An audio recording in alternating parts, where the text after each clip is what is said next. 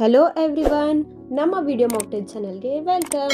ಇವತ್ತು ನಾವು ಒಂದು ಹೊಸ ರೆಸಿಪಿನ ಟ್ರೈ ಮಾಡೇವಿ. ಅದೇನಪ್ಪ ಅಂದ್ರೆ ಚೂರೋಸ್. ಈ ಚೂರೋಸ್ನ ಹೆಂಗೆ ಮಾಡೋದಂತ ನೋಡ್ಕೊಂಬರೋಣ ಬರ್ರಿ. ಮೊದಲು ಒಂದು ಸಾಸ್ ಪ್ಯಾನ್ ತೊಗೊಂಡು ಅದಕ್ಕೆ 1 ಕಪ್ ನೀರನ್ನ ಹಾಕ್ಕೋಬೇಕು. ಅದಾದಮೇಲೆ 1/4 ಕಪ್ ಬೆಣ್ಣೆನ ಹಾಕ್ಕೊಳ್ರಿ.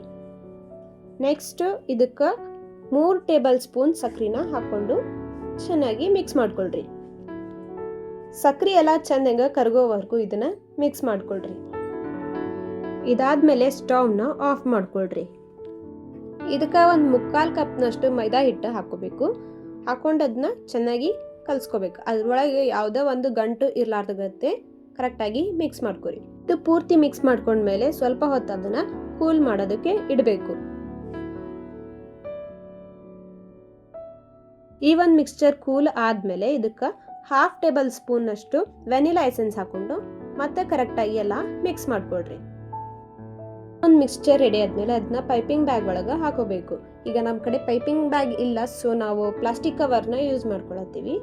ಆ ಮಿಕ್ಸ್ಚರ್ನೆಲ್ಲ ಪೈಪಿಂಗ್ ಬ್ಯಾಗ್ ಅಥವಾ ಪ್ಲಾಸ್ಟಿಕ್ ಕವರ್ ಒಳಗಡೆ ಹಾಕೊಂಡು ನಿಮ್ಗೆ ಯಾವ ಶೇಪ್ ಬೇಕು ಆ ಶೇಪ್ ಒಳಗೆ ಡಿಸೈನ್ ಮಾಡ್ಕೋಬಹುದು. ಈಗ ನಾವು ಇದನ್ನ ಕರ್ಲಿ ಶೇಪ್ ಅಂದ್ರೆ ಜಿಗ್ಜಾಗ್ ಶೇಪ್ ಒಳಗೆ ಡಿಸೈನ್ ಮಾಡ್ಕೊಳತ್ತೀವಿ.